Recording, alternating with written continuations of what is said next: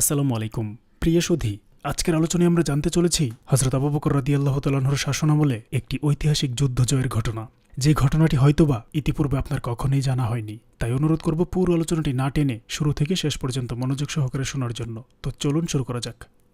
যাযাবর আরবদের মধ্য থেকে নবী করিম সাল্লাল্লাহু আলাইহি ওয়াসাল্লামের জীবনকালেই কিছু সংখ্যক লোক মুরতাদ অর্থাৎ ইসলাম ধর্ম ত্যাগী হয়ে গিয়েছিল। তারা শুধু ইসলাম ত্যাগ করেই ক্ষান্ত হয়নি, বরং মুসলমানদের বিরুদ্ধে অস্ত্র ধারণ করেছিল। রাসূল সাল্লাল্লাহু আলাইহি ওয়াসাল্লামের ইন্তেকালের পর তারা আরও সাহসী হয়ে বিভিন্ন প্রকারের ফিতনা ফাসাদ আরম্ভ করেছিল। হযরত আবু বকর রাদিয়াল্লাহু তাআলা আনহু খিলাফতের আসনে বসে এসব বিষয়ে সজাগ ছিলেন। রাসূল আকরাম সাল্লাল্লাহু আলাইহি ওয়াসাল্লাম যখন ষষ্ঠ হিজরিতে দুনিয়ার বিভিন্ন অংশের রাজাদের নামে ইসলামের প্রতি আহ্বান জানিয়ে নির্দেশনামা প্রেরণ করেছিলেন, তখন রোম সম্রাটের অধীনস্থ গভর্নর সুরাহবিলের নামেও একখানা নির্দেশনামা প্রেরণ করেছিলেন। সেই রোম সম্রাটের পক্ষ থেকে আরবদের সীমান্ত অঞ্চল সিরিয়া, বসরা, কুফা প্রভৃতি স্থানসমূহের শাসনকর্তা ছিল।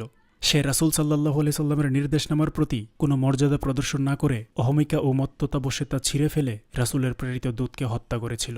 এরই প্রতিশোধ গ্রহণের উদ্দেশ্যে হযরত নবী করিম সাল্লাল্লাহু আলাইহি ওয়াসাল্লাম অষ্টম হিজরির জমাদিউল আউয়াল মাসে ৩,০০০ মুজাহিদের একটি বাহিনী প্রেরণ করেছিলেন। এই বাহিনীর অধ্যক্ষ নিযুক্ত করেছিলেন তারই আজাদকৃত গোলাম যায়েদ ইবনে হারিসাকে। তিনি তাদেরকে এটাও বলেছিলেন যে যদি যায়েদ ইবনে হারিসা শহীদ হয়ে যায় তাহলে নায়কত্ব গ্রহণ করবে হযরত আলী রাদিয়াল্লাহু তাআলা আনহুর সহোদর জ্যেষ্ঠ ভাই জাফর ইবনে আবি তালেব। তিনিও যদি শাহাদত বরণ করেন তাহলে সেনাপতিত্ব গ্রহণ করবে আবদুল্লাহ ইবনে রাওয়াহা। অদৃষ্ট বিধানক্রমে তিনিও যদি শহীদ হন তাহলে মুজাহিদগণ নিজেরাই একজনকে নিজেদের নেতা নির্বাচন করে নিবে। অবলীলাক্রমে তারা তিনজনই অর্থাৎ প্রথমে হযরত যায়েদ ইবনে হারিসা রাদিয়াল্লাহু তাআলা আনহু, এরপর হযরত জাফর তাইয়াব রাদিয়াল্লাহু তাআলা আনহু, এরপর হযরত আবদুল্লাহ ইবনে রাওয়াহা রাদিয়াল্লাহু তাআলা আনহু শহীদ হয়ে যান। তখন মুজাহিদিনে কিরাম সর্বসম্মতিক্রমে খুদাই তলোয়ার হযরত খালিদ ইবনে ওয়ালিদ রাদিয়াল্লাহু তাআলা আনহুকে সেনাপতি মনোনীত করে শত্রুদের সাথে যুদ্ধ করেন। এই যুদ্ধ সংগঠিত হয়েছিল মুতা নামক স্থানে। শত্রু সৈন্যের সংখ্যা ছিল ১,০০,০০০-এরও বেশি। তাছাড়া রোম সম্রাট কাইসারও এক বিরাট বাহিনী নিয়ে সুরাহবিলের সাহায্যার্থে পিছন দিকে বিদ্যমান ছিল। এই যুদ্ধে আল্লাহ তাআলা মুজাহিদ বাহিনীকে বিজয় দান করেছিলেন। এত বিরাট সেনাবাহিনী নিয়েও রোমান গভর্নর সুরাহবিল শোচনীয়ভাবে পরাজিত হয়েছিল। কোনরূপে সুরাহবিলের প্রাণ এবং তার দেশ রক্ষা পেয়েছিল। কাজেই মুজাহিদ বাহিনী পূর্ণরূপে প্রতিশোধ গ্রহণ করতে পারলেন না।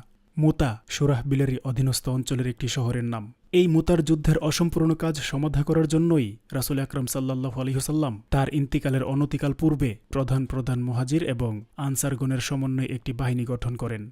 এই বাহিনীর সেনানায়ক নিযুক্ত করেন মুতার যুদ্ধের প্রথম শহীদ সেনাপতি হযরত যায়েদ ইবনে হারিসা রাদিয়াল্লাহু তাআলা আনহুর পুত্র হযরত উসামা ইবনে যায়েদ রাদিয়াল্লাহু তাআলা আনহুকে। ইনি তখন একজন উদীয়মান যুবক ছিলেন। রাসূল সাল্লাল্লাহু আলাইহি ওয়াসাল্লামের মনে সন্দেহ হয়েছিল যে তাবুক ও মুতার যুদ্ধের পরাজয়গ্লানি মুছে ফেলার উদ্দেশ্যে মুসলমান ও খ্রিস্টানদের মধ্যে ক্রমবর্ধমান